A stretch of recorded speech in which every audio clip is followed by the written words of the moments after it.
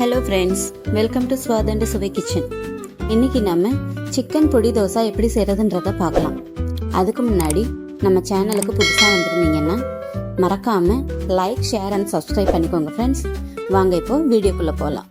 Chicken பொடி செய்ய தேவையான பொருட்கள்: 100 கிராம் போன்லெஸ் சிக்கன் எடுத்துக்கோங்க, ஒரு பெரிய சைஸ் வெங்காயம் ஸ்லைஸ் பண்ணி எடுத்துக்கோங்க, 10 பல்லு பூண்டு, வரமிளகா ஒரு 8.